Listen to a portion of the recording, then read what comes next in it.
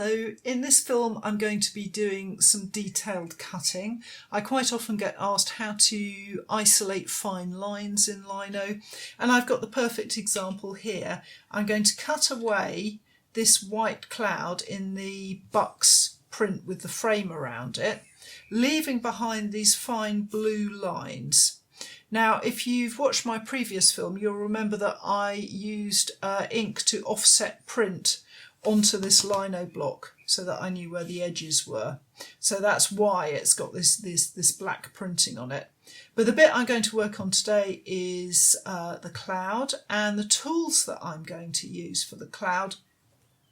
Over here I've got some U tools and some V tools. This is a 1mm V tool, and there's a 2mm U tool there, and also some fine U tools and a slightly bigger V. These ones I inherited from Ben's grandfather, and I don't know the make of them or indeed the size of them, I'm afraid, exactly, but these ones I do. So I'm just going to get on with the cutting and let you see how I would approach this project.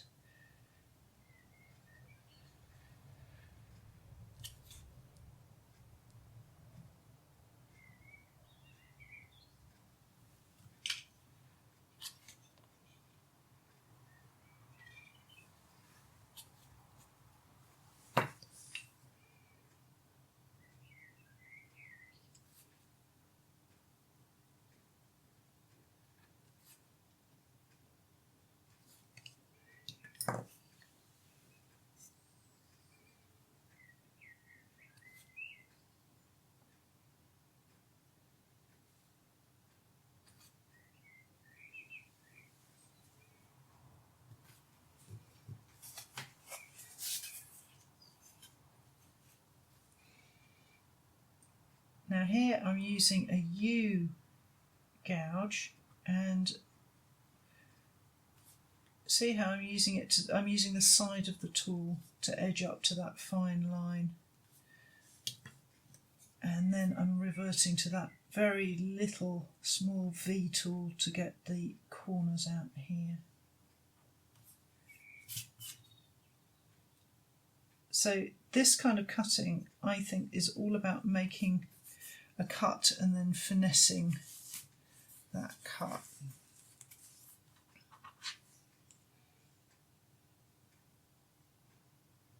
See how my left hand is stabilising the blade, and it's actually controlling the speed I'm cutting at as well.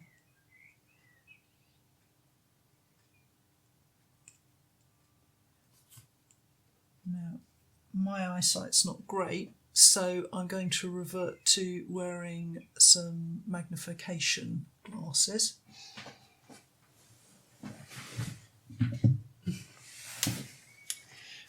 This, I've talked about this before, this is an Optivisor, that's the make of it. It's an American magnifying head gizmo, for want of a better word, and I like these because I can wear it over my varifocal glasses, but there are loads of different sorts of magnifying glasses that you can get to wear.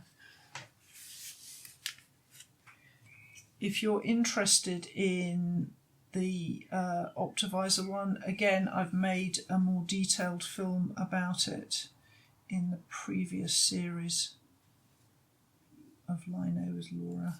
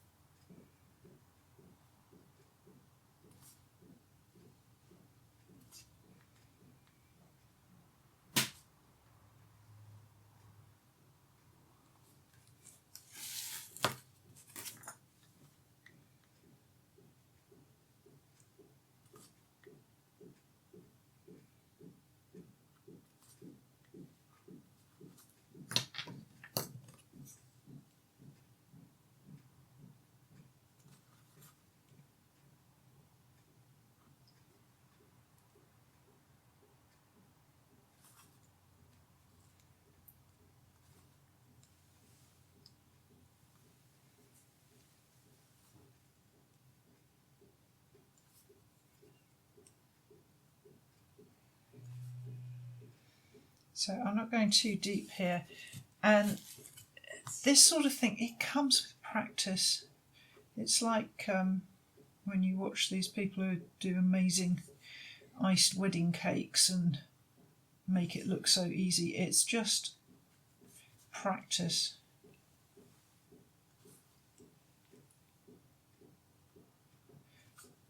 But I would say just take your time and don't try and cut too much at once. Make a cut and then finesse it.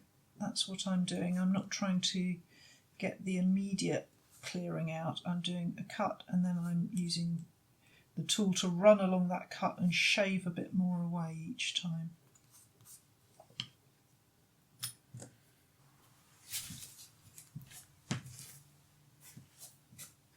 Where I can, I'm using the side of the bigger tool to edge up to a line.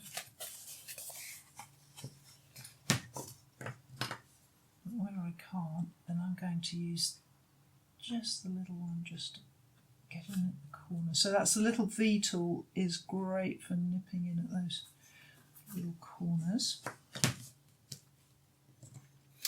And the reason I keep moving the lino around, which must make it very difficult for Ben to film, is I'm cutting into the dead space all the time. I don't want to cut up where I might hit a line. I'd rather cut down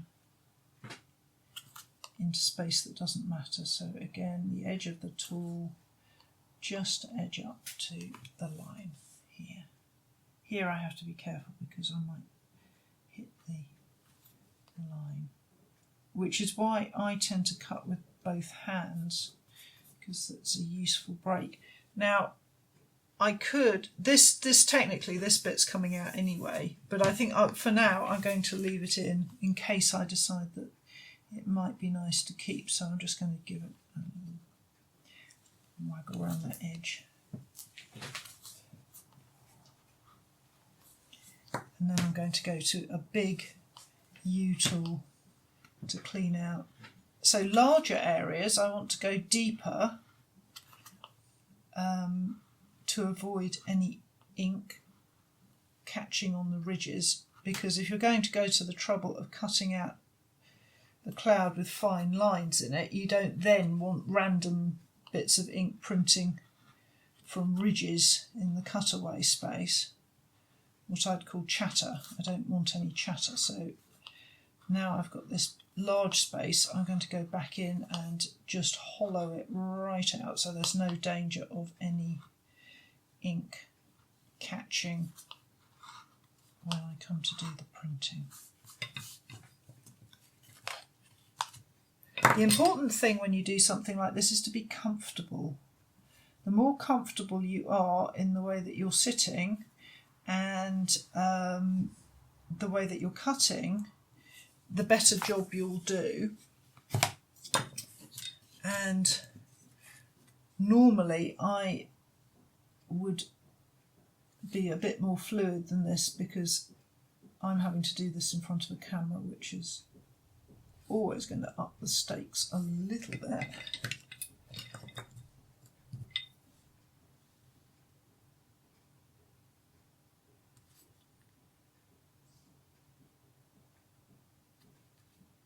If you're going to do fine work, don't work with cold lino. Don't go into a sort of cold room or studio and take a cold block of lino and expect it to be easy to do this. This is always going to be easier with the lino at a sort of decent room temperature where it's nice and softish.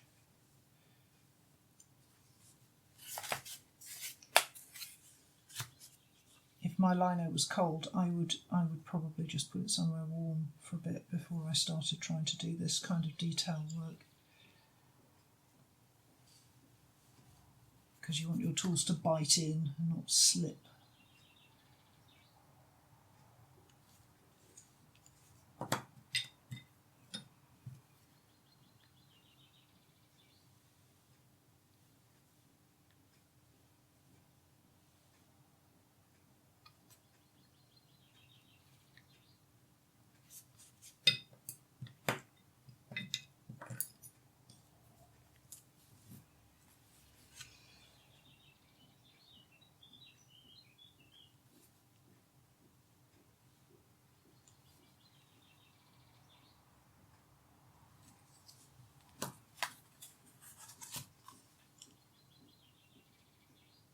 if I were working on one of my big prints doing something like this, where it wasn't as easy to just keep swiveling the lino around, I would probably do all the cuts I could do in one direction and then turn the lino and do as many cuts as I could in the other direction and be a bit more economical about things.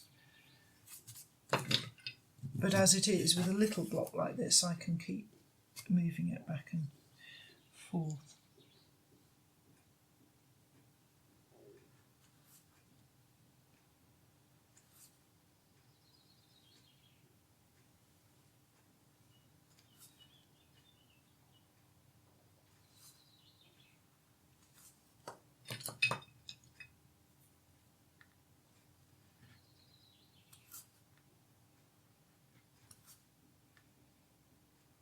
Now, if things go wrong and you chop out a bit that you don't want, people often ask, can you stick it back down?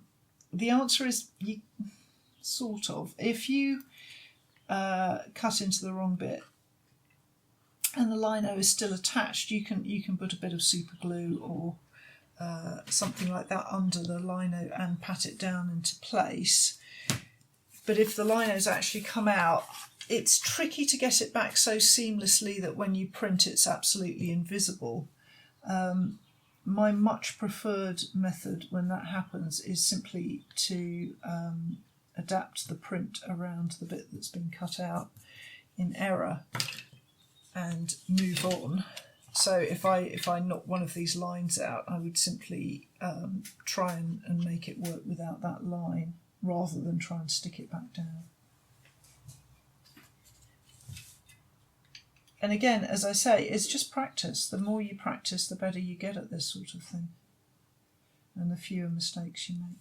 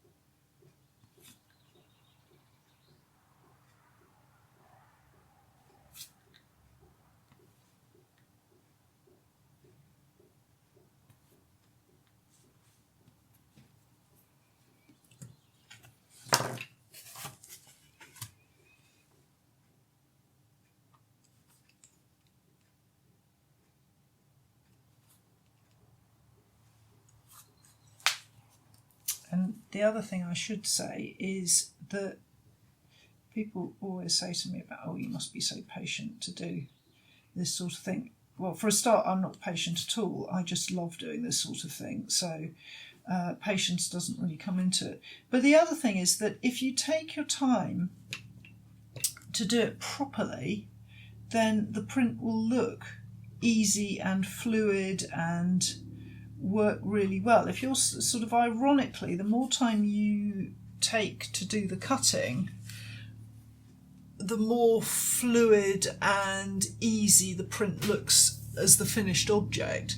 If you're a bit slapdash and sloppy about your cutting, then the print somehow can be a bit awkward. Certainly in my experience with my prints, the more care I take at the cutting stage, the easier the print looks at the end. So it really is worth your while just taking your time and doing a really good job for the finished result to be the best you can make.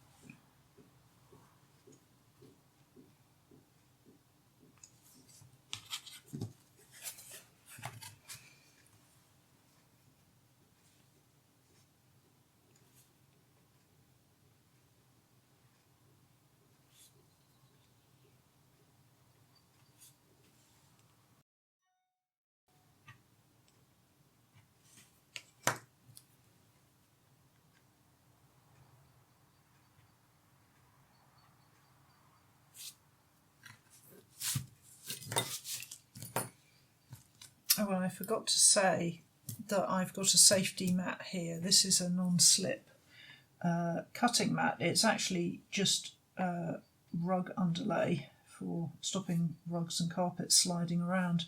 But when you're cutting, do make sure you've got either a non-slip mat like I've got, or that you use a bench hook, because it is so easy to hurt yourself if you're just cutting on a slippery surface. And also you won't be able to cut as accurately.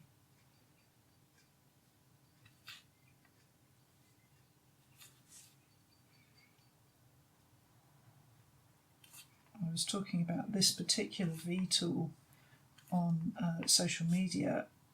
It's sort of my all-time favourite lino tool. So it's a V tool. Again, I can't tell you what sort of size. It's quite a broad V, and it's very, very good for all kinds of cutting. But everybody is different. I don't think there is a particular shape or size of tool that I'll recommend, because everybody cuts in their own way, and so different tools suit different people.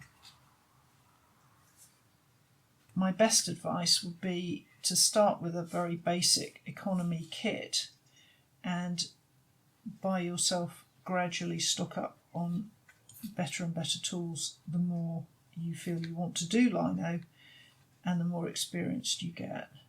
And that way you'll end up with a collection of tools that suit your cutting style.